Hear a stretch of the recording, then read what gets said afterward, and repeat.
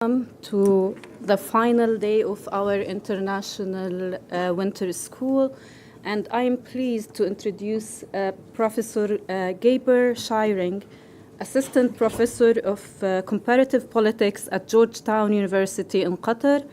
He has previously held postdoctoral position at Harvard University, the University of Cambridge, and Bocconi University.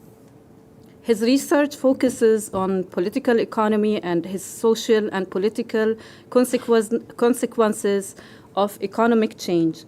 His book, The Retreat of Liberal Democracy, received the Basis Book Award, and his work has appeared in leading academic journals.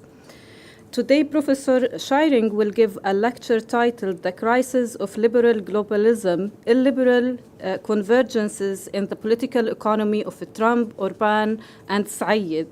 He will speak for about 45 minutes, and then we will open the floor for the Q&A.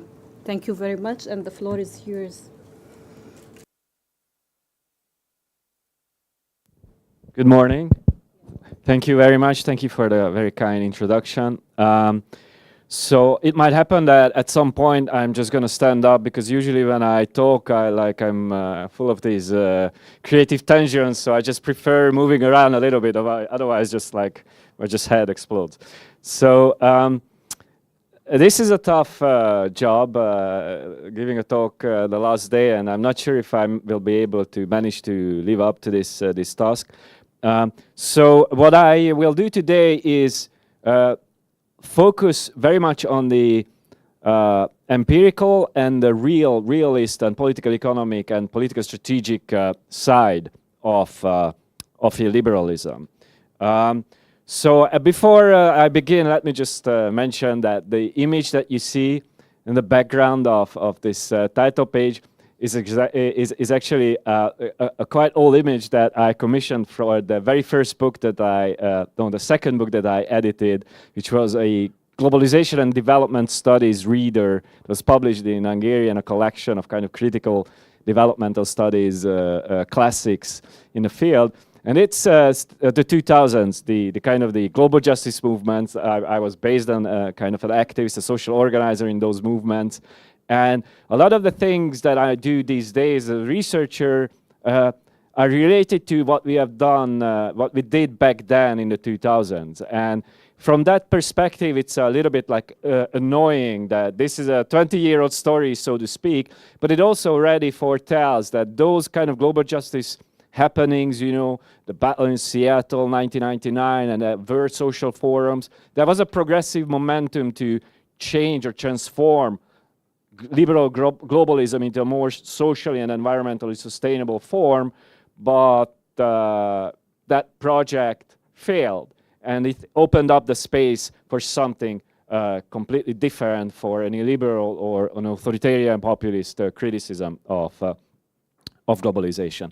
So what I'm going to do today is briefly describe this puzzle, then talk about the theoretical context, and then I will show you some empirical evidence, and then get to the conclusions. So I think in terms of the puzzle, I don't really have to describe this to you. I think especially after this winter school, we all are in agreement that liberalism is in crisis. I have a kind of a particular lens through which I look at this phenomenon, and let's start with this well-known fact of the third wave of autocratization. That is the number of people and the number of countries the number of countries that can be called democracies or liberal democracies, and the number of people living on those countries. No matter how you slice it, measure it, the number of democracies is declining and the number of autocracies is increasing. So people talk about the third wave of democratization that started in the 80s, 90s, Southern Europe, Eastern Europe, maybe the last instance was the Arab Spring. It's clearly over, and now we are witnessing the third wave of autocratization. So that is one kind of regime-specific way of looking at the crisis of liberal globalism. There's also a political way of looking at this. This is a slide showing you the rise of the far right in Europe. And in many countries, the far right is now the dominant force. Originally, the discussions about illiberalism were very much like Orientalizing. Those Eastern Europeans, in Russia, in Hungary, those never been truly democratic. This is not going to happen in Western Europe. Like, we're civilized people. There was even a Polish sociologist who kind of embraced this self-orientizing discussion. Hungarians do that very often as well. They came up with this idea of civilizational incompetence. We Eastern Europeans are just not good at playing the game of capitalism and democracy, so we just deserve oppression because that's what we just crave, basically. Obviously, I don't have to tell you that this is completely misleading. And with the rise of the far right in Europe, and then, of course, Brexit and Trump, this whole Orientalizing discussion just basically exhausted. But there you have the mainstream explanations looking for kind of a new foundation, and I don't think they managed to kind of get there yet. Of course, this is not just a European phenomenon. We all know it from the Philippines through Turkey, Latin America. You have these kind of forces and political styles on the rise. So now I'm focusing specifically on countries where these kinds of forces are elected through democratic elections and then change or transform the system from a democracy, liberal democracy, to something more authoritarian. So that's a specific set of countries. That's why it's good to see it from the perspective of the third wave of autocratization emerging as the third wave of democratization ended. So I used two terms so far, illiberalism and authoritarian populism. I'm going to use them interchangeably, so to speak. And Marlene really explained what illiberalism is. There's no kind of consensus on which concept is best to describe this phenomenon.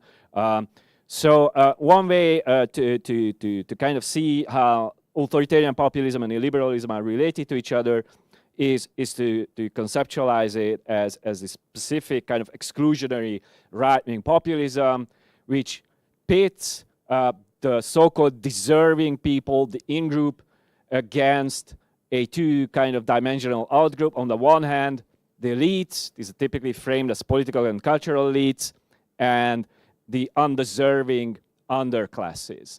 And there's another side to it, and the undeserving underclasses are often kind of brought together with the outgroup of immigrants. So you have kind of the nationalist, nativist political entrepreneurs speaking to these deserving in-groups, lower middle classes, and spewing hatred against cosmopolitan elites and undeserving underclasses. That's the kind of the political formula very much animating the far right, authoritarian populism, and illiberal politics.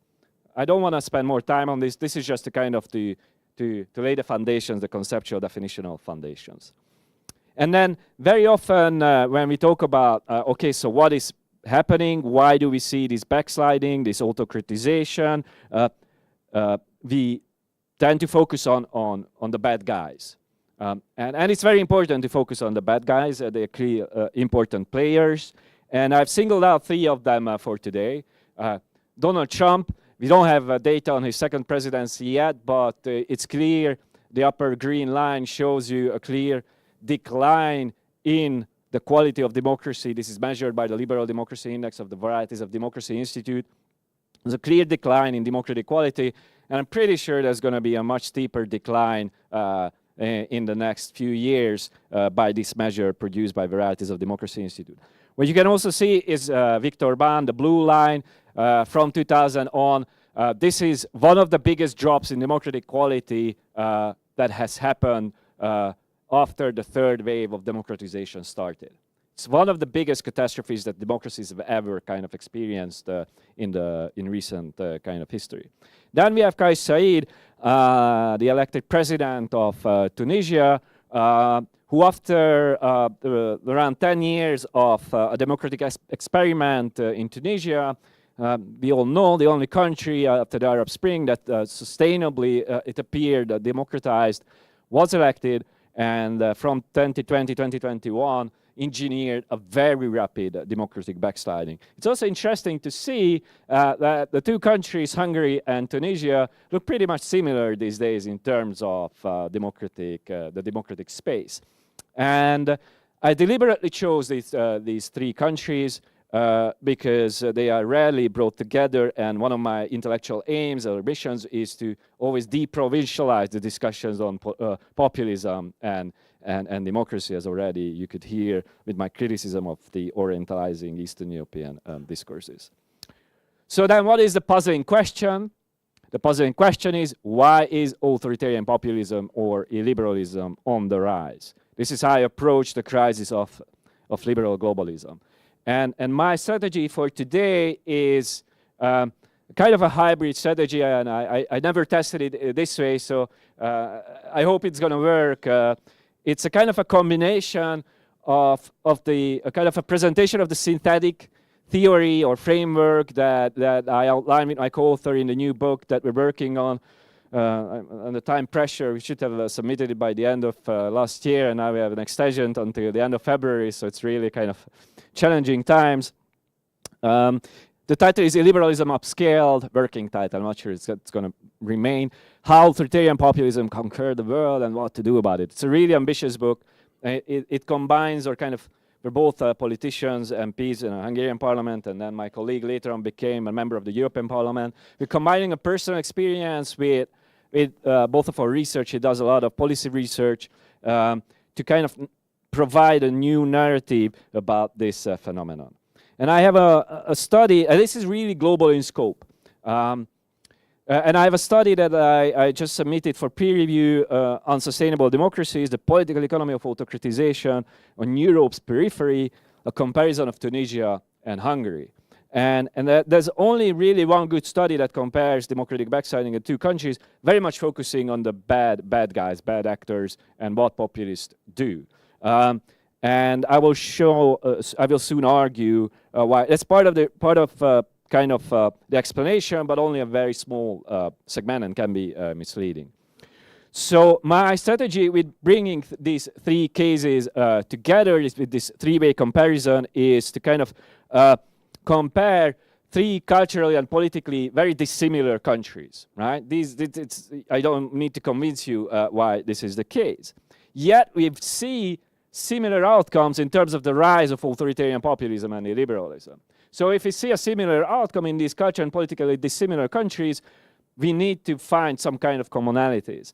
And my argument is that it's related to the way international economic integration was managed in these countries and how this international integration led to domestic disintegration. That's a kind of complex structural side of the story, but it's not the end of the story, because you also need the failure of progressive democratic politics as a political strategy to address this problem, which then opens up the way for illiberal political entrepreneurs. So that's the kind of the concise summary of the argument and how it works with these three cases. So that's the kind of the opening puzzle. So let me then step back a little bit and talk about the theory and some of the existing explanations. And let's start with the one that perhaps you've all heard about. That's the idea of the cultural backlash. That's perhaps the most often cited book when it comes to analyzing populism and illiberalism. And I have a degree in social anthropology also, and I take culture very seriously. But I think the way these authors define and apply a cultural analysis is, I think, misleading. So they treat culture as a fixed set of values that just somehow lives inside people's heads, and then you have this fixed set of values which then is kind of mirrored by a fixed national culture, and that is how they see culture. Very often they kind of follow a discourse that puts the blame on a backward and authoritarian culture of people, like the civilizational incompetence of Eastern Europeans, I don't know, the supposed built-in ingrained racism of the American working class, this sort of discourses. They misread culture as something static and not as a medium of lived experiences and kind of the material economic realities. Like culture, for me, is a process through which we kind of perceive and negotiate reality. They also importantly fail empirically. So illiberalism is clearly not confined to those groups they single out. So famously, the argument is that the rise of the right-wing populist forces is a consequence of old white men bickering about the rise of the cosmopolitan, liberal, progressive, younger, newer generations, and they kind of backlash against this generational change. But the direction of history still points towards this bright liberal future, but because eventually those old authoritarian generations will die out and the young liberal generations will install a bright new cosmopolitan future. But if you look at the reality, this is completely wrong. In Tunisia, young people overwhelmingly went against the democratically elected parties and supported Saied. In 2010, when Viktor Orbán was elected, he was overrepresented among younger voters. Older generations, that are again very well-known, respected political scientists employed at the most prestigious universities, arguing that the time you spent under state socialism instilled an authoritarian culture in you, so the older you are, the more authoritarian you are, the more likely you are to support authoritarian parties. These are studies published in 2010, right? And it's completely wrong, again. The older you are, the more likely you were to support the liberal and socialist parties, and the far right in Poland, in Hungary, was supported by younger and educated people. Germany, the AfD, is overrepresented among 20 to 30-year-old people. So what are we talking about? Yet this study gets so many citations and is used by journalists, it's just mind-boggling to me. So this is, I think, I'm sorry to say that this is, I think, a very bad science in many ways. Not because culture is not important, but because it gets the fundamentals wrong. Then there's another reason, which is Orbán himself said, you know, these people very often also tend to focus on discourses as culture is represented in what people like kind of talk about other people's cultures. But Viktor Orbán himself said famously once, don't pay attention to what I say, pay attention to what I do. This is why I keep on arguing for a materialist, a realist approach to populism. You know, these cultural discourses of populists can be so like misleading. We need to really pay attention to what they are doing. Now, in that sense, we have, again, two very important approaches, existing approaches. One is, again, that I try to be polite, but I'm not really kind of enamored by this approach. Again, I call these the bad apple approaches to populism.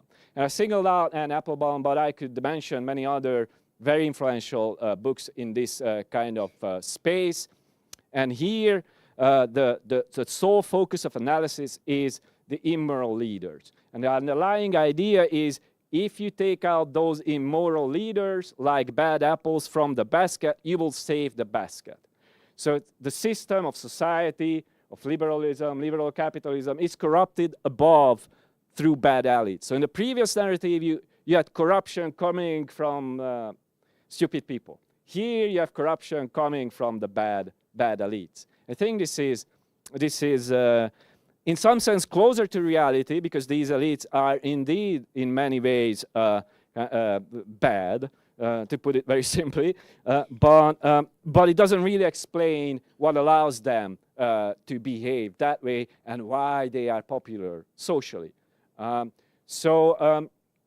We need to kind of approach this from a more contextual angle. And if culture doesn't really help us the way in which it is very often presented, then we need to look at economics.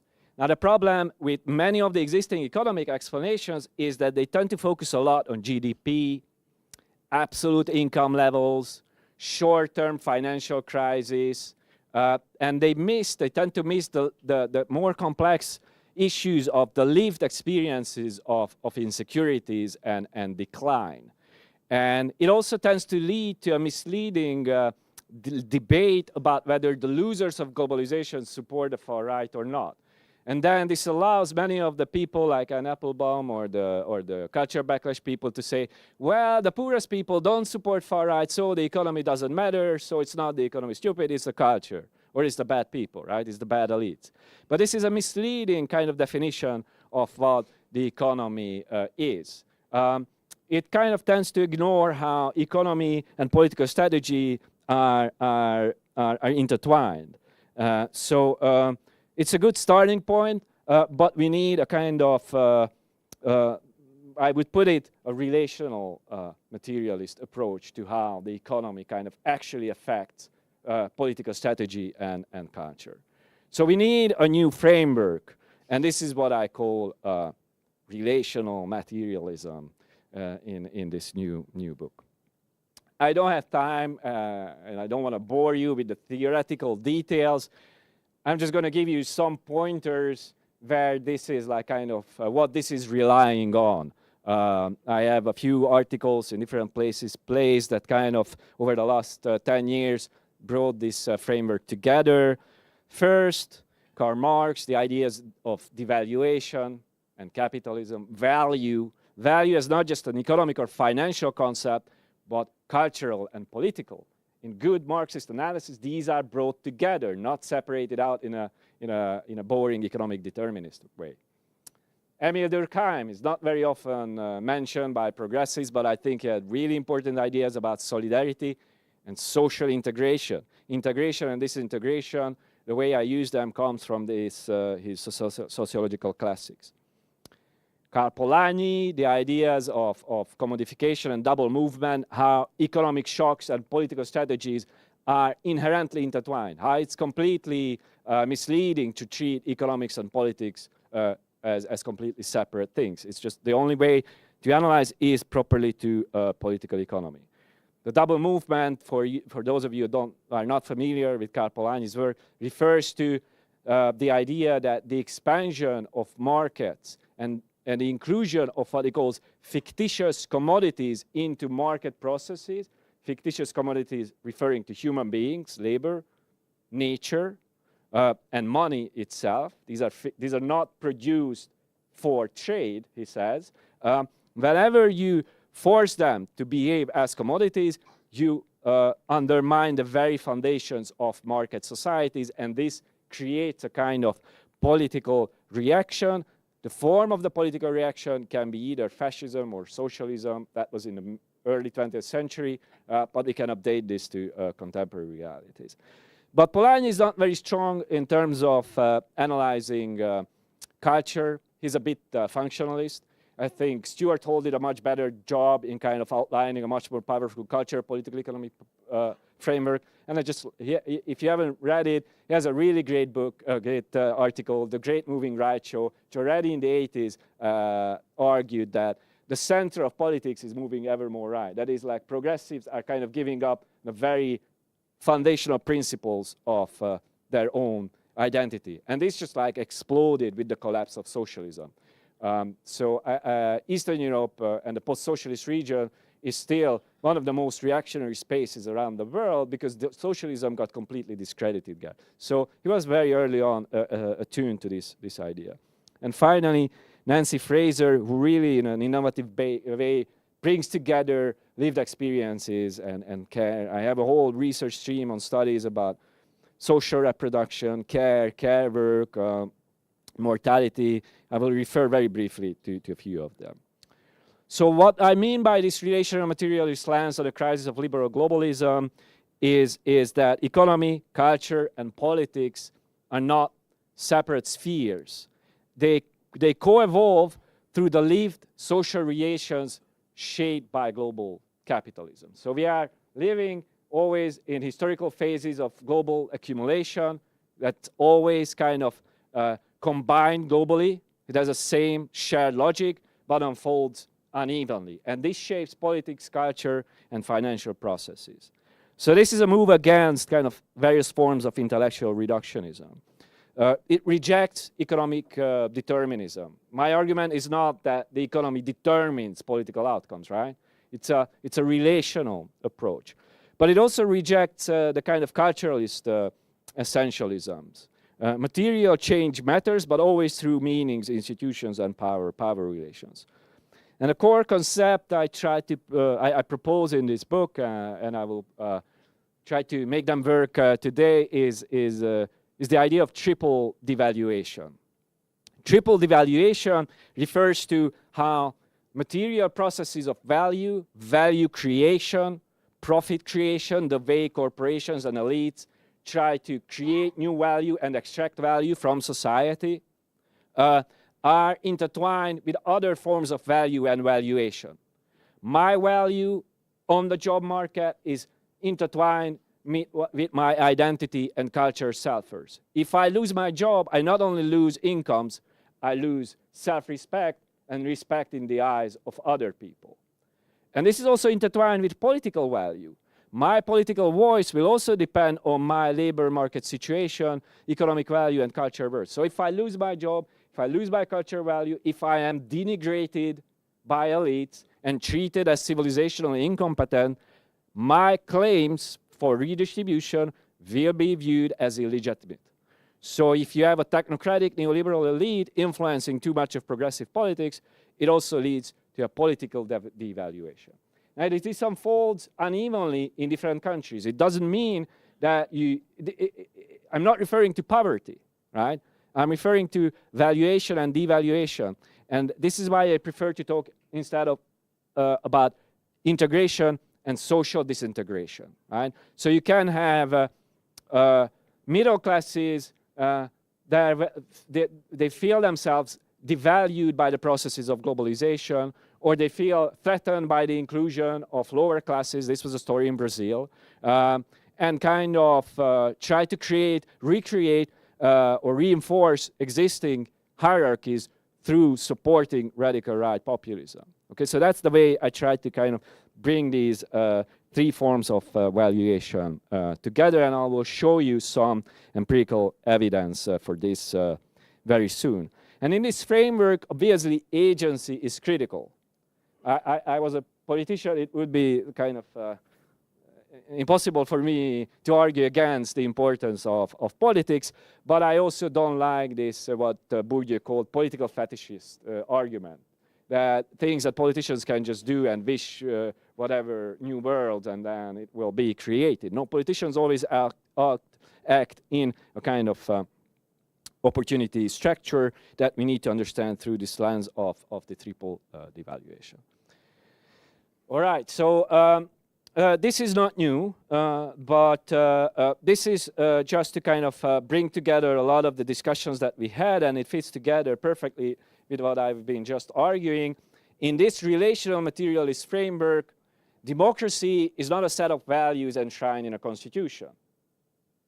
Democracy is a class compromise. Not in a crude sense of working class and capitalist class coming together. You have a lot of intra-class conflicts. You have a lot of inter-class conflicts. Capitalist classes can be divided between nationalist, international, finance, and productive capital, right? So it's not like this dual Leninist or Stalinist definition of class. But nevertheless, these are socially constituted interests, and the way they are represented in politics is crucial. So, in liberal narratives of democracy, democracy is either kind of, it's always some kind of automatism. Modernization, capitalism creates liberal, moderate middle class that will lead to kind of these liberal, moderate values, and then you need smart people who kind of vocalize those values, and then they enter the constitution, and then you end up with liberal democracy. But in this framework, capitalism and democracy are always in conflict with each other. And kind of a marriage between them is a shotgun marriage, as Wolfgang Schreck says. It relies on a class compromise. If you have that class compromise, you can temporarily make democracy work in a polarizing context of capitalism. If you don't have that, you end the compromise, then you will end up with a crisis of democracy. But this is, of course, too high level to kind of make any meaningful arguments. So here is the kind of the theoretical heavy lifting of my argument. And what you see here is a bit maybe confusing, so let me just walk you through here what you can see here. So the starting point is international integration, and the end point is domestic disintegration and the rise of authoritarian populism. Okay, and you have a lot of things happening in between. What you have is basically the question whether you have an increased competition for scarce economic, cultural, and political goods. And with mismanaged international economic integration, you do have such an increased competition. And then the big question is what different organized social forces will do with each other, how they create coalitions and compromises, and whether those compromises kind of go well with democracy or not. And the problem with neoliberal globalization was that the middle and working class that previously, during the Keynesian social democratic compromise or import substitution industrialization in South, Global South, Latin America, Arab socialism, you name it, there was a coalition between lower classes and middle classes, right? This was crucial.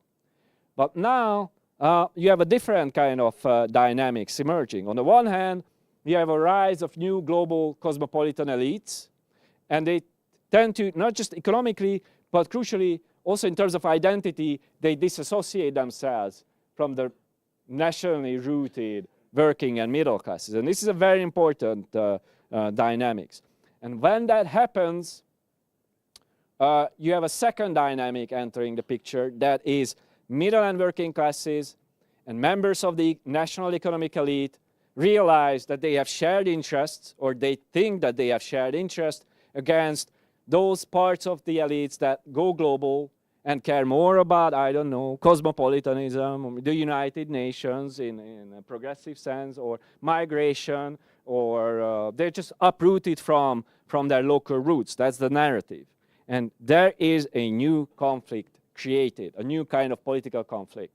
And this is, I think, the kind of the relational material engine that drives illiberalism, so to speak.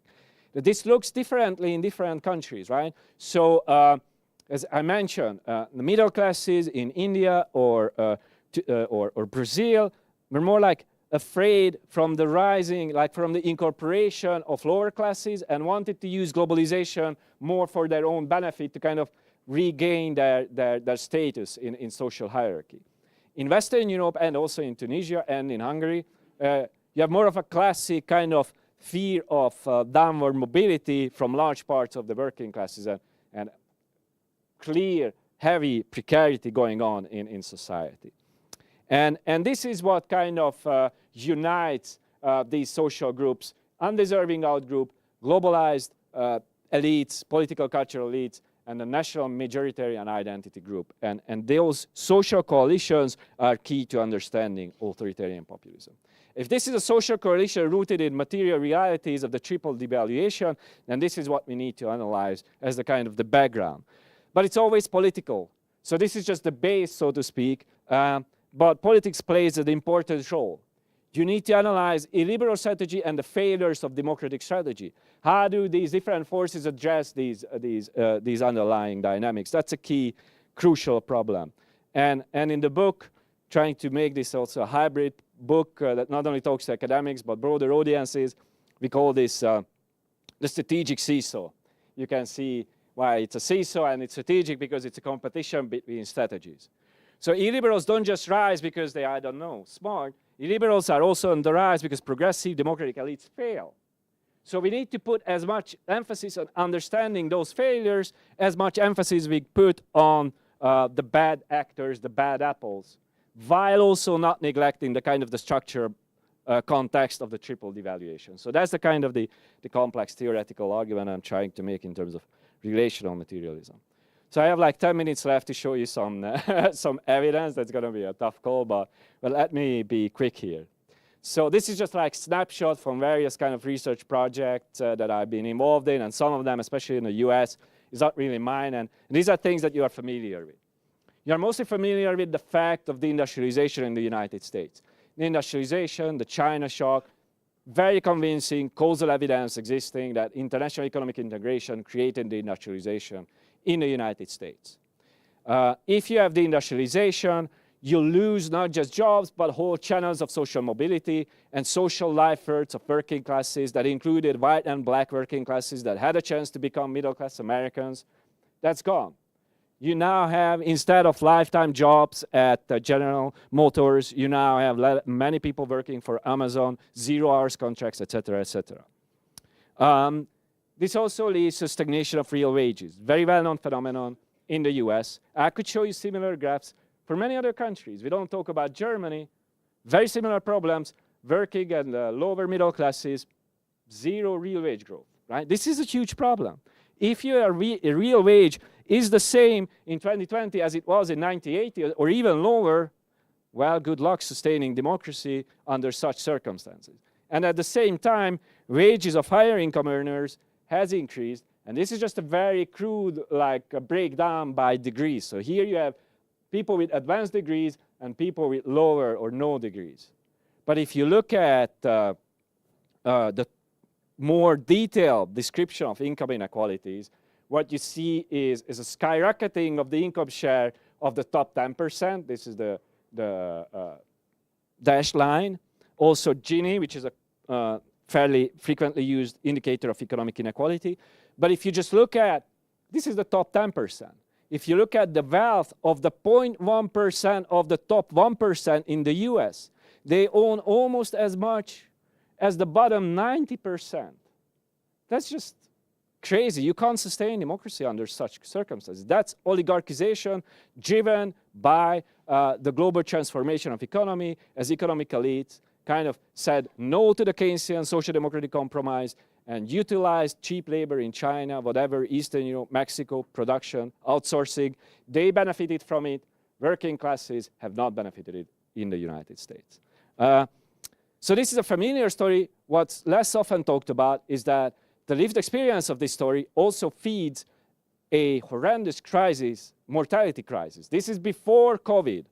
In the United States, working class mortality has been skyrocketing, first among whites, but also then among blacks. This is unprecedented in peace times. This should not happen. Yet Americans are dying. So not just talking about, some hypothetical competition with China, we're talking about Americans dying in masses. This is what we need to understand. This is why I'm so angry with culturalist people who say, well, it's just like racism, whatever. No, there's real material, physical suffering going on. And there is very convincing empirical evidence showing that this material suffering is correlated with the rise of Donald Trump.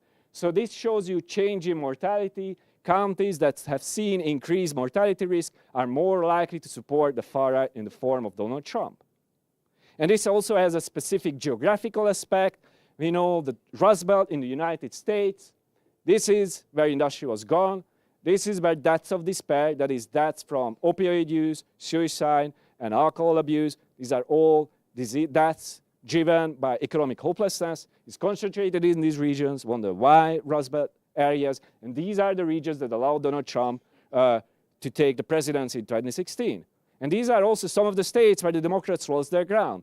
West Virginia is another one where the whole process started much earlier. So it's a process of economic disintegration as a consequence of international integration and then a political failure of the Democratic Party to address and vocalize these concerns. Up until now, the elites of the Democratic Party did everything to sideline and peripheralize people like Hamdan and Bernie Sanders, and they have to pay the price for that. And by now, very importantly, the Trumpian Republican Party is basically overrepresented among lower-income Americans. This is completely unprecedented in the last decade in the US history. I'm not saying that the Republican Party is a working-class party, because it's not. They might claim this, but they received, in 2024, Trump received more votes among poorer Americans earning below $50,000 a year than the Democratic Party. So poorer Americans are now supporting Republicans more than they would Democrats. This is hugely important. And if you look at the people earning more than $100,000 a year, you can see a massive increase in support for Democrats and the collapse in the support for the Republican Party. So this is the political incorporation of a disenfranchised working class through an exclusionary far-right political coalition formation. It's argument number one regarding the United States. Now, the sad news is that you have something very similar unfolding in Hungary. The industrialization was even bigger in the 90s there. When you talk about Eastern Europe, you look at the literature in Eastern Europe, what you will see is always these beautiful stories about foreign investment and multinational companies reindustrializing Eastern Europe, and it's part of the story. But what never gets talked about is that in Hungary between 88 and 96, almost every second person working in manufacturing lost their job. Almost every second person. What kind of social catastrophe is that? And foreign investment arrived, and that's the kind of the increase it managed to achieve in terms of employment. Until Viktor Orbán took power, employment in Hungary was the lowest across the whole OECD. It was jobless growth, driven by foreign multinational companies who really manufactured beautiful Audis using extremely cheap exploited Hungarian labor without any other zero Hungarian input. You know what Hungarian companies add in terms of value? They do the cleaning. They do the security, and that's it. All the high value thing, research, development, marketing, that kind of value gets concentrated in Germany. So when I talk about value, valuation, it clearly has an international aspect as well, right? Value concentrated in Germany, devaluation in Eastern Europe. So this is just a slide showing you that foreign investment was really the big strategy of elites in Hungary and also in Tunisia.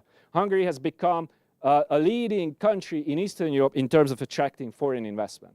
And the cost they paid for these countries, is a constant reduction in taxation, lack of resources to fund proper state projects. And it clearly failed to address the underlying problems of jobless growth. So these both countries, both Hungary and Tunisia, differ in the US from in the sense of a kind of a foreign investment dependent development model. Whereas US kind of exports its capital to Mexico, Germany exports capital to Eastern Europe, you would think that Eastern Europe benefits, or Tunisia benefits from French and Italian companies relocating, but they don't. Because that's a capital that uses foreign technology. The most important value gets produced in other countries, that what you have locally is just super exploited cheap labor locally. Okay? It's a kind of enclave growth in these countries. And it also leads to social disintegration. I don't know if you've heard, like, you know, Eastern Europe, Hungary, Central Europe gets narrated as a success story of the transition. Were you aware of the fact that an average Hungarian, that's 60% of the income, that's like, you know, the sixth income decile, that's upper middle class Hungarians, but also lower middle class Hungarians or working class Hungarians, they earned less in terms of real value when Viktor Orbán was elected, that is around 2010, than they did during the 80s of state socialism. That's 3 decades of income stagnation. At the same time, what happened to the top 1%, right? That's the economic success story of the transformation. That's international integration, the lived experience of international economic integration in Hungary. It's more of an extreme case. Czechia did it better. Poland, well, also not such a success story, but we're talking about Hungary today. And it's also led, like in the US, guess what? A big mortality crisis. Now, Hungary also had welfare states. Russia didn't have any welfare state, or very minimal, in the 90s. So Hungary's mortality crisis is, comparatively speaking, smaller than that in Russia. But the underlying mechanism of deindustrialization creating mortality is the same, but it was offset by a very generous welfare state in the early 90s. That was then cut by 1995, but in the early 90s, for example, unemployment benefit lasted for 2 years. But if you add all the mortality, kind of the excess mortality up in Eastern Europe, 7.5 million excess deaths in the 90s compared to the death rates of the 80s. That's an extreme catastrophe, again, unheard of in peace times. And we don't reflect on the political implications and the social implications of this. There's good medical research on this, but zero political or political economy research on this. I think that's a huge problem. And if you look at East Asia, China or Vietnam, these are 2 other socialist countries. And you can't argue for me that socialism was just doomed to fail, right?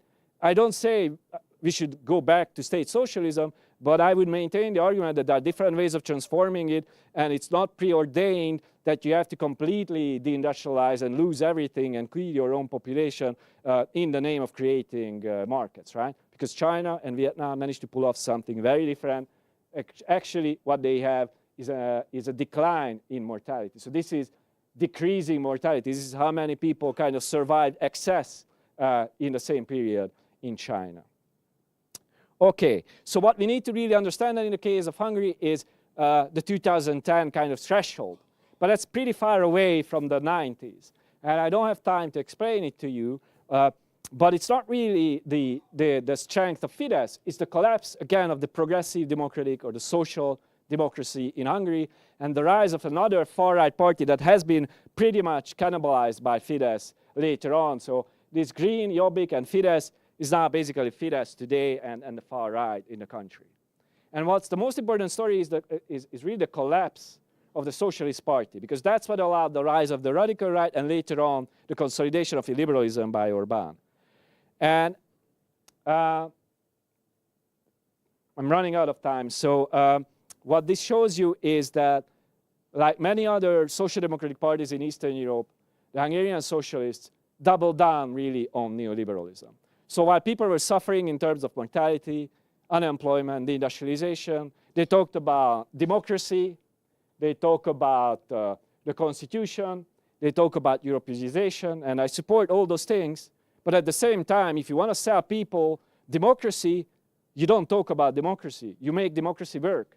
And all the things that would have allowed this democracy make work for people, they didn't talk about. It's the far right that talked about controlling the economy.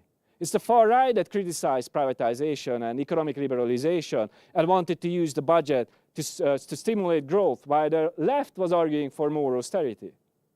And then you wonder why people, working class people, lost faith in the left. And it's the same story you can see in the US, in Poland, in many countries. When the left moves right, the far right wins. That's a title, a colleague of mine, Maria Stankova's book, and it just fits perfectly my research. Even more shockingly, the mortality shock in the early 90s and the deindustrialization shock in the early 90s directly fueled the collapse of the Socialist Party. The mortality shock in the early 90s is statistically significantly associated with the collapse of the Socialist Party between 2006 and 2010. So there is hard statistical evidence that I find. This is using micro-level data at the level of settlements, towns, small towns in Hungary. So almost 2 decades after these shocks, if you fail to channel people's frustrations, it will backfire eventually, and it did backfire big. Just a side note, Orbán took power in 2010, but it didn't help. Actually, the opposite happened. It exhausted. So whereas in terms of annual net median income, Hungary was kind of in the middle, upper middle of the Eastern European country grouping, now it's the last. So Orbán didn't manage to fix it, but he really managed to sell his kind of politics as a solution, but it didn't work. But that's for another kind of talk. So a few words about Tunisia then. So Tunisia also deindustrialized in the 90s as a consequence of trade agreements with the EU, with European countries. Manufacturing base weakened, and it especially kind of wiped out small and middle-sized enterprises throughout the 90s and 2000s. What you had instead is a dualist, classic Hungary style also economic growth concentrated in export enclaves, producing for exports, but little input from the domestic economy. And this kind of economic organization also makes it harder to organize developmental social coalitions. This is something that I will come back to. I already showed this to you. Tunisia, Hungary, very similar in terms of investment dependence. Okay, I open up my economy. Okay, domestic enterprises will be wiped out, but I will at least have foreign investments. But again, that foreign investment is concentrated in enclaves, and all the value that gets created leaves your country. So don't hope only. I think foreign investment has a huge role to play in economic development, but you can't play the neoliberal game if you want to benefit from it. You have to play an aggressive social and industrial policy upgrading game if you want to benefit from it. And this is clearly not what happened in Tunisia, neither in Hungary. This is how innovative these economies were before and after liberalization. So what you see here, actually Hungary, for example, was pretty innovative during the end days of state socialism. Then innovation capacity collapses. Wow. You know, they exported Hungarian buses to Egypt and a bunch of other North African countries, very successful. Nothing like that after transition, it all collapsed. Tunisia also never really invested in local innovative capacity. In the background, you can see South Korea democratized at the same period and doubled down on domestic innovation. That's when you have a domestic economy where value is created locally and not abroad. Income inequality also significantly increased in Tunisia. Precarity massively increased. Here the purple line showing you hunger increasing just before Kais Saied getting elected. Youth unemployment massively bigger during the democratic period than before in Tunisia. So you have a serious, like, a multidimensional frustration and an inability also in Tunisia to address these growing precarity. No developmental project also in Tunisia like in Hungary.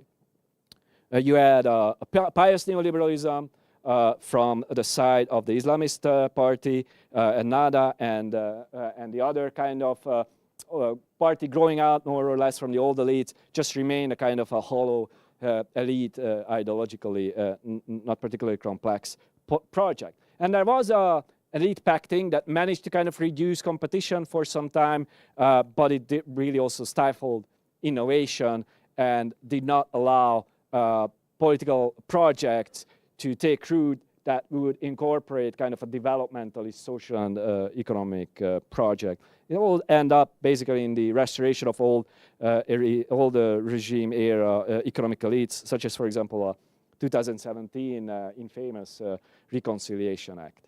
So no wonder, again, here that those people who have very negative views of the economy are much more disillusioned with politics, and they were the people who voted for Kais Saied against the democratically elected parties. So to conclude, I have basically three takeaways from this complex and 50-minute long presentation. I hope it's not a huge problem. So first, illiberalism is I would assert, is not a cultural accident or a leadership anomaly only. These culture as a mirror arguments and the bad apple arguments, I think, misread this story. It grows out of the structural crisis of liberal globalism and the triple devaluation unfolding in economic, cultural, and political dimensions in an intertwined way. And these are intertwined, right? When you lose your job, you lose your culture self first, and you lose your political voice also. It doesn't make sense to separate out. It's not economy or culture. It's both intertwined. But structures only open the door, and strategy is crucial. Political strategy, political agency is critical. And illiberal actors tend to be smarter in perceiving this crisis, while democratic progressive elites tend to step back and argue for protecting what's left of this crumbling liberal global order and not acting as a transformative progressive force that could create kind of new social coalitions. So to conclude with a more kind of political conclusion, I think a renewal of democracy cannot mean a returning to kind of the way in which democracy was practiced before this crisis. That didn't work. We need democracy 2.0, and that requires a kind of re-embedding of democracy in social and material realities and social coalitions that can make democracy sustainable. All right, thank you very much. Thank you very much, Professor, for a very interesting and insightful talk. And we will now open the floor for questions and discussions. Dr. Khalid, تفضل.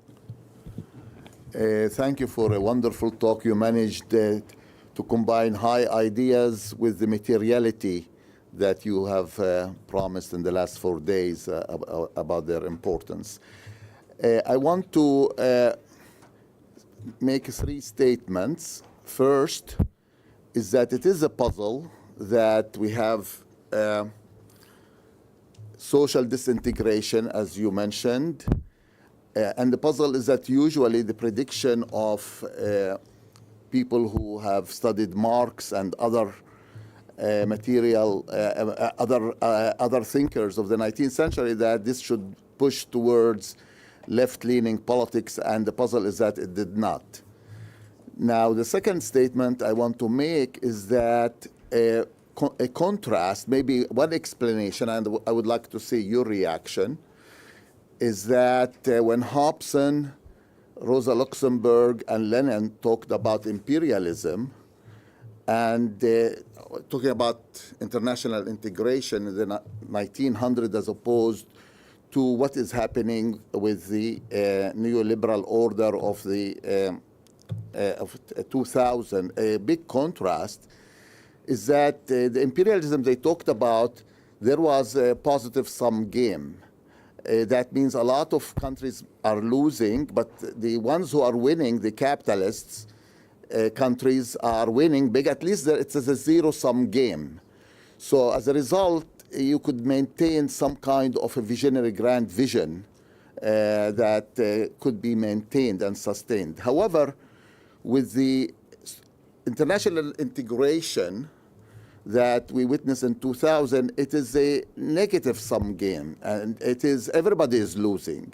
And so there is little room for grand vision. So that explanation of the puzzle you put is that really the international integration now differs from the international integration of the late 19th century. Now, the third statement is why. Why is it international integration, global capitalism was able to sustain a positive sum game? Many countries lost, but many countries won. But now it is everybody's losing. What is really here, I think the $64,000 question is that what is really happening here in the, about global integration, division of labor, all the wonderful things that Adam Smith promised, that we will have wealth growing for everybody by greater division of labor at the international scale. Thank you. Yes, I have a couple of remarks. Speaking of civilizational incompetence, you know, when Italy became a unitary republic in 1946, the British made fun of them. They said they can't become a democracy because democracy is Protestant, whereas Italy is Catholic. The same has been said about the countries of the Arab Spring, that democracy is not fit for them. The other thing is, I strongly encourage you to reconsider the argument that young Tunisians were overwhelmingly in support of Kais Saied when he confiscated power. The case of Tunisia is that of a silent majority. And what happens with bad news is that they travel faster. This is the same case. Loud people are more visible compared to an overwhelmingly silent majority. And all you need to do is look at the turnout, voter turnout for the 2022 constitutional referendum.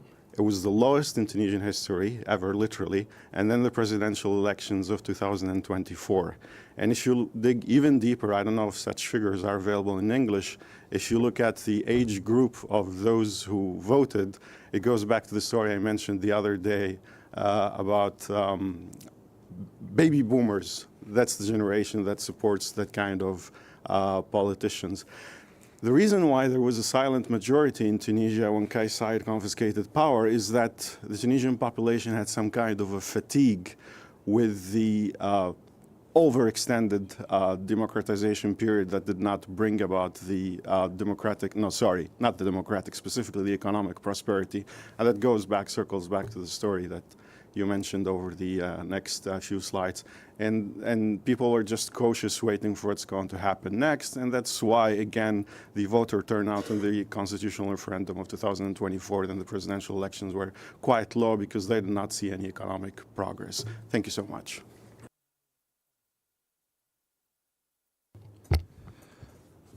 Thank you, Gabor, for this very enlightening talk. My name is Ali Saied. I found it very convincing, this argument that you make about understanding culture and structure in tandem. Certainly, there should not be a reason for the objective superiority of one approach over the other. But I do have a question, and I feel like there might be a hole in this conceptualization that you put forward, which is the role of emotions. And I don't think you spoke about emotions at all throughout this, maybe here and there.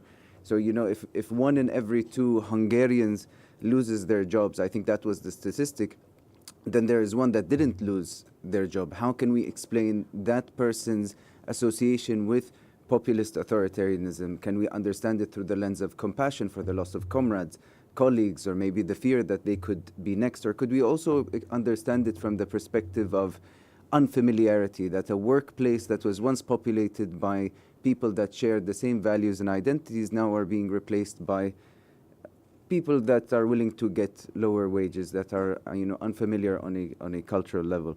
I think there's also a narrative that's missing. Who is to blame here for the socioeconomic grievance? We can always talk about the socioeconomic grievance creating the backdrop through which people start to associate with more liberating alternatives, but certainly there has to be a framing conducted by elites or the community that allows for the reallocation of blame. Is it the immigrants to be blamed or the cosmopolitan elite? There's also this question of those who don't experience the precarious situations that you mentioned. You mentioned particularly the precarious situations of the lower income people. But there is this phenomena on an empirical level of middle class or upper class people who experience this sense of empathetic concern for those who are from lower classes, and it pushes them towards associating with populist authoritarian movements. So I wondered what you had to say about that.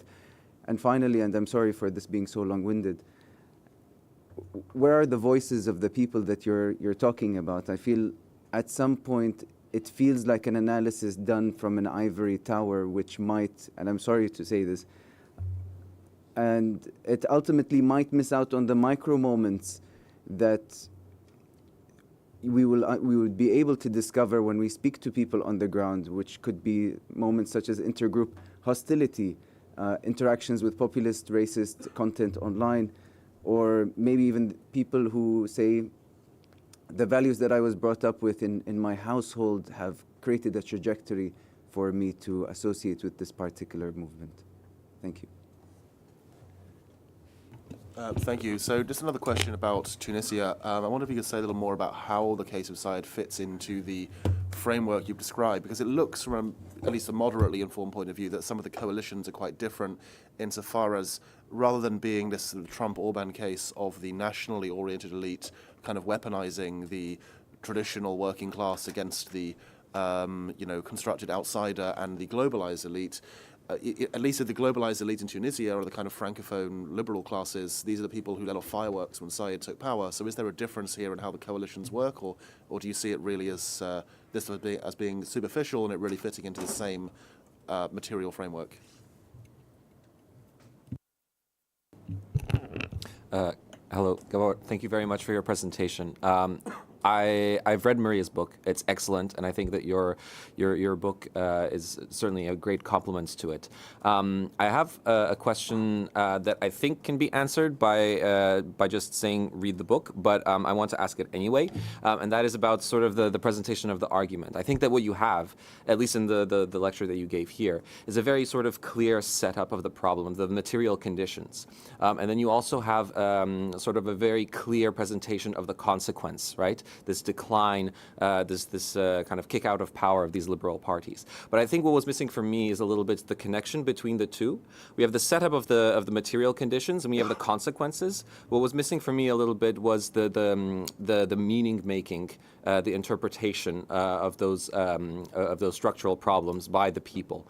And I wonder that if this is something that you get into in the book, and if this is something that could be just drawn out by looking at survey data, polling, how are people sort of interpreting mainstream political responses to these structural crises that they're experiencing. Thank you.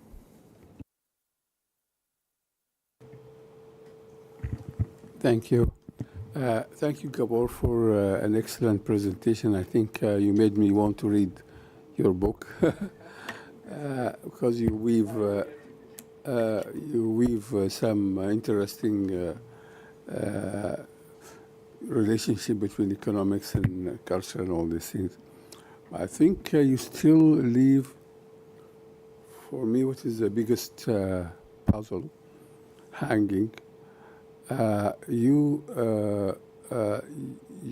hint at, or you say that for example, as in the case of Trump or in many other, the guy in Argentina, or that the lower class people or the disadvantaged people with globalization or with the recent economic changes seem to vote for billionaires. The guys who actually benefited from massively from what has been happening. So I just might offer my own tentative suggestion on this. And this might be an opportunity to plug my book, forthcoming book on Beyond Populist Moment, which is coming in a couple of weeks. I think the argument I am offering is that populism is actually not about the people, but about the enemies of the people. And it's usually focused on a conspiracy theory, which seems to be inconstitutable because it's or incontestable in the sense that, like all conspiracy theories, it gives an argument that the elite and the intellectuals and the ruling class are all in it, in a conspiracy, and they're hiding it, so you can never know. Whatever they say, whatever evidence comes to try to prove that they are you are wrong is taken to be as actually evidence of that they are right. So in this sense, the focus, I think, is what I also call narratives of insecurity. That not insecurity, but manufactured insecurity. So if you speak to say, well, the immigrants are the cause of this crisis, and the liberals and the intellectual elite are the people who are, as Trump never tires of saying, they are the ones who are bringing these migrants in, and so on. So it is a kind, not culture purely and not economics purely, but a narrative, a story, which I think more stronger than the ideas of culture or idea, because narratives are a kind which can be changed, which can be promoted, which can be told in a very intelligent way or a very attractive way. And in spite, as you rightly mentioned, for example, that the situation might worsen in the countries ruled by populists, but they still seem to be believing that this story is true, and the fact that, for example, things that worsen means it's part of the conspiracy. The other guys are trying to bring the government down so that they can bring back the. So this is this, I think, an interesting point. We argue, and me personally, maybe, and other participants in the book, like Azmi Bishara, argue against Chantal Mouffe, who has a chapter in the book, or to the main chapter, trying to say that populism is actually is the real voice of the people, in a sense, or at least an answer to the deadlock which has been happened, and the fact that most of the governments, for example, in America, that the Republicans and the Liberal and the Democrats have become actually a bloc. Anyway, I think this is a thing which I say we should look at. Thank you. I'll try and be brief because you have a whole suite of questions already. Thank you for this. It was really wonderful, and you know, it's a shame and it's a little bit pathetic that you have to come to Doha to hear these very clarifying arguments, because in the U.S. you can't hear such clarity, particularly on the cultural kind of arguments, which are so prevalent. I wanted to connect a few things in your talk.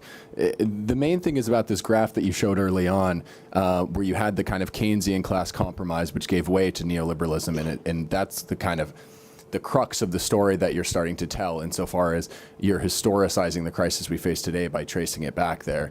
And I wanted to ask you a little bit about that transition, because there's a way of moralizing about the transition, which is about a kind of capture or a kind of greediness and all of these sorts of things, or there's a way of thinking about neoliberalism as a kind of rational response to a crisis of accumulation, right? To a very particular mode of capitalist accumulation which existed in the Keynesian period and the Fordist period. And the reason I bring that up is because I think that this piece that you end the discussion with, that you only very briefly hinted on, about democracy 2.0, a kind of new democracy, I think that for many of us here at this conference, the question of imagination has been key about where the imaginary fits in the kind of post-liberal world. And I think that right now there's a crisis of imagination where the best that people can kind of imagine is a return to this kind of Keynesian model.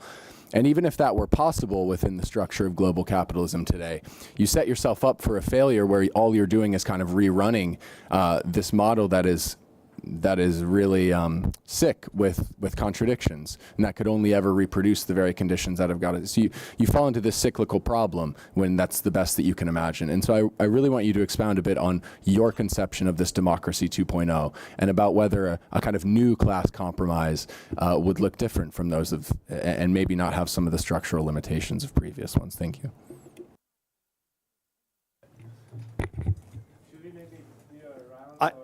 You just collect all the questions and then You have a good memory.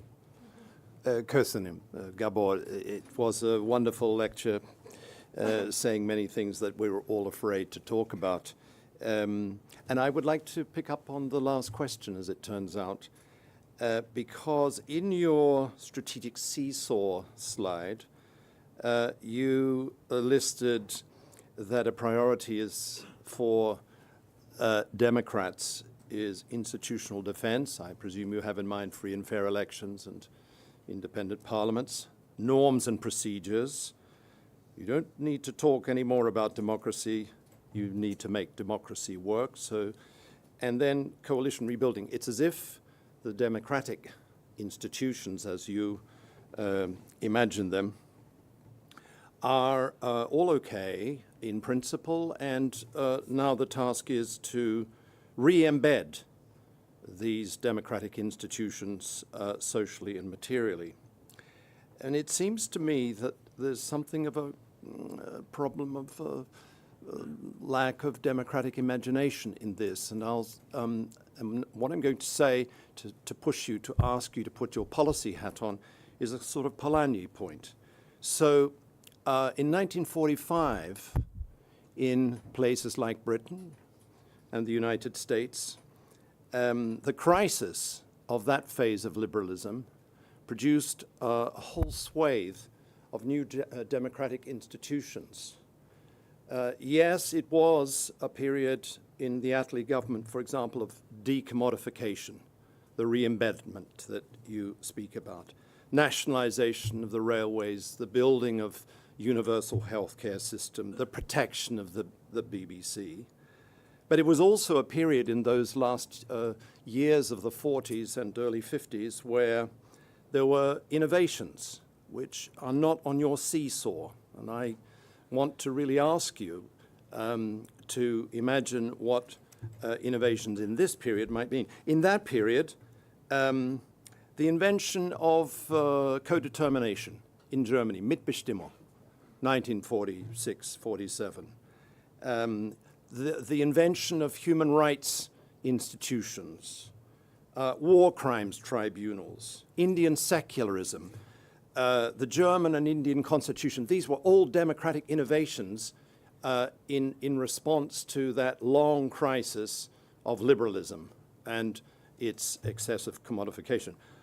My question is, do you think that you're not imaginative enough about which democratic innovations must happen in this period?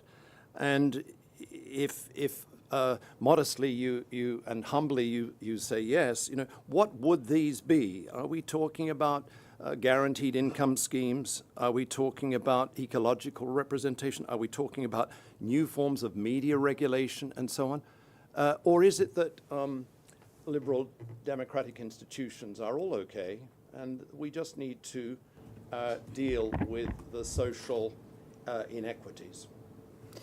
Thank you very much. We had enough questions, so you can continue during the break. We already exceeded the time, and I'll give you around 5 minutes to answer all of these questions if you can.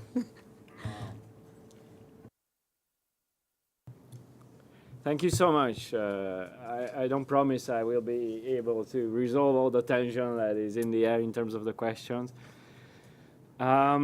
Amazing questions, and really helpful also to develop this argument further. So in terms of the first question was about social disintegration. Why does it not push for left politics? It's related to a couple of other questions. I think it's a kind of both a kind of dynamics in terms of accumulation reshaped social coalitions. So whereas in the 20th century, the democratic compromise, you had a compromise, educated elites, middle classes were very much in solidarity with lower classes. That's gone. If you wanted to be a cool guy in the early 20th century, you went and studied the working classes and, you know, joined a trade union, education association, whatever. Or in Russia, you went on the countryside and kind of tried to mobilize the peasants. It's not there anymore. If you want to be a cool guy now, you become like, I don't know, an influencer and I don't know, you know, whatever. Taylor Swift, that's what you do these days. It's not like in solidarity with the masses, right? So I think that's a failure of identity, a failure of progressive imagination, very much scholarly failure. So I see this whole production of the populism literature culture as part of this problem of the frailing of the solidarity of educated elites with the masses. So I think we're not in the same momentum. So it's both the identity and the strategic question. The second question was about why capitalism was able to sustain a positive-sum game and why it's not anymore. Of course, a huge question.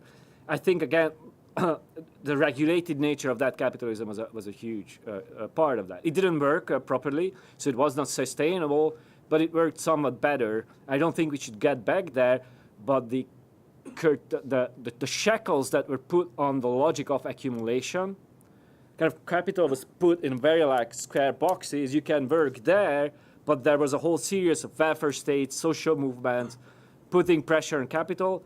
That's gone. So now you have like a free reign of accumulate globally, and not even big entities like the European Union. The European Union can't regulate anymore the big platforms. The big platforms are fighting back now and are allied with Donald Trump to push back against EU regulations. So I think that's part of the story. I could talk about this. I have a separate chapter of business elites in the book, but it's just I have no time. Civilization and incompetence. It's a soft racist argument applied to kind of various European countries. I teach Greece. Everyone thinks that Greeks got into crisis because they are lazy, but it's actually the country where people work the longest hours across Europe. So it's just like not true. But it's just the European imagination. You know, Germans are hardworking, tüchtig, whereas the Greeks and Southern Europeans, they just they're just lazy and hug each other. It's complete BS. It was a political economic crisis, and it's applied to other parts, like even more vicious forms, openly racist. And I fully I'm with you. I was very proceeding very quickly. So what I was trying to argue is that the disillusionment with the electorate, the democratic elites, was very much based among younger people.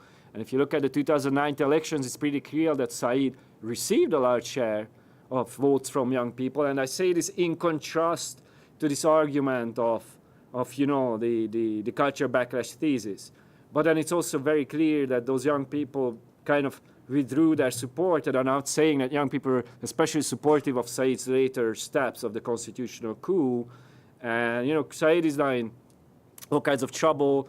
One way in which he differs from Trump, or especially Orbán, is he seems to lack interest in forging durable social coalitions. I mean, he's coming completely outside from the political world, which help him. But I don't see this as such a long-term sustainable project, which could create opening, and there I think young people could play an important role. Third question about emotions, yeah, I fully buy this. I have separate studies where I do look at emotions, you know. I talk about health, frustrations, stress, disillusionment, anger. I did the field work, both with regards to political identity and health, and how the lived experience of economic shocks is related to this, anxiety. So all this, I didn't have time to explain them, but I'm fully with you. Also, I fully agree, the narrative side is missing. Again, I did field work about how people narrate the economic crisis and how their identities are reconstructed through these narrative identities. But elite narratives are also super crucial, because what I'm trying to argue here is a lack of imaginative progressive narrative identity, which allows then the illiberal far-right narrative to kind of capture people's imaginations who are frustrated with the lack of a proper solution to their problems. So I'm very much attuned to the micro moments and the narratives. This was more like a macroscopic picture. You were completely right. And then Tunisia is in some sense different. I agree, especially in terms of the far-right coalition or the Saied coalition is much less durable. It's not so well constructed as especially the Orbán or the Trump coalition. But I would say that the kind of the disillusionment with the democratic globalist elites is more or less, it is at least comparable. And what I was trying to argue is that instead of kind of provincializing the crisis of democracy in Hungary and in Tunisia, and then in the US, you also have a lot of these self-provincializing discourses about how it's a very US-specific phenomenon, and there are always idiosyncrasies. But what I tried to show is argue for is that we need to recognize the shared global roots of the disillusionment as well. But it's, of course, these are complex questions, and there are important differences. Why are people voting for billionaires? Amazing question. You know, there's a book, I don't know if you're familiar with that, Let Them Eat Tweets. I don't know if you've heard by it's a brilliant book. I have separate chapters about how business elites ally themselves with the far right. I can't explain it now, I only have seconds left. But I'm very much aware of this, and I fully agree with you that, that narratives, again, are super important for this. And I also try to trace this through social policy of the far right, to the economic policy of the far right, how it does not offer real solutions to the crisis of liberal globalism and democratic capitalism, but uses identity politics, symbolic politics, and narratives, polarizing exclusionary narratives, to consolidate hierarchies. So in that sense, it's a classic kind of reactionary moves by particular segments of the elites who are annoyed by the very globalist elites. And that's an elite project and trying to create a coalition involving elements of very often the middle classes. Very often middle classes have been historically reactionary, but there's a new momentum in many countries where you have a working class is also being open to these coalitions. And that's kind of a new development that we need to understand. Again, I don't have much time in the presentation to explain this or now, but I fully agree with you that the elite narratives, illiberal narratives are crucial to understanding how this coalition between ranging from, you know, the far right, the financial investors in the US, the crazy tech bros, and then the locally oriented mining and fossil companies and the working classes are brought together through a kind of a nationalist, exclusionary nationalist narrative in the US, in Hungary, and in many other cases. Maybe next versions of this presentation should leave more space for that. I fully agree. Again, there was a question: what got in crisis? The social compromise, was it more like a moral failure or a crisis of an accumulation regime? It's a crisis of an accumulation regime, and there's no way going back. And it's not just a moral crisis. It's a crisis of a structural failure and a lack of strategic imagination to address that structural failure. It's not just a simple moral question. It's not enough just to replace, you know, I don't know, boring or corrupt progressive politicians with less corrupt ones. That's not going to solve the problem. It's the crisis of Fordism. Fordism had a US version. I don't have the argument, but I have another book project. I argue socialism was a Fordist project. I have very detailed evidence for that. import substitution industrialization was a Fordist project with different varieties. So you have core ferrophorism, that gets into crisis. You have a disorderly global accumulation regime emerging that kind of just polarizes and disintegrates societies if they don't manage integration globally very well. So that's what in crisis. In that sense, there's no way back. So we need to imagine a new kind of compromise and a new democracy. And my figure for the strategic seesaw was about the problems. So I fully agree with you. The way it was presented there is about the failure of the democratic imagination, how they focus on defending institutions, they talk about norms, they name and shame racist people, and racist people are horrible, but that's just not enough. They lack a structured imagination, and they lack a proper progressive narrative. So the two sides of that seesaw is the problem. And if we want to get out of that, we need a completely new kind of democratic imagination. And I'm fully with you on that. You know, as you were talking about workers' co-determination, I was noting down, talk about economic democracy. There's no political democracy without a degree of democratizing the economy. Workers' councils in Eastern Europe, you know, huge thing. Polanyi was a radical Democrat, helping organizing workers, must be part of the solution again. Educated liberals have to be able to listen to masses again. There's a moral panic about populism and masses among liberal educated elites. That needs to end, and they need to learn to listen to the plight and suffering of the masses and organize them and involve them in new institutions. So kind of digital democratic platforms, deliberative councils, participatory budgeting. Back in the 2000s, I was part of an NGO that had a proposal for the representation of future generations. So I'm fully aware of also those ideas. I have a separate book that I edited, A Political Philosophy of Environmentalism. So we could get into the details of how kind of the ecological crisis needs the rethinking of the very fundamentals of liberal democracy. So I fully agree with you that the institutions need to be rethought. I'm usually careful with the kind of the institutions. I think rights and constitutions are important, and I want to kind of emphasize that wherever we can, we need to defend them, but they're not enough. We need absolutely new channels through which masses can control elites, and that is what democracy is about, and liberal democracy failed at that project. All right. Thank you very once much. again, Professor Scheiring, and thank you all for the engaging question. And now we'll have the break finally, and then you can continue your discussion with Professor Scheiring if you didn't have the time to ask during this session. Thank you very much.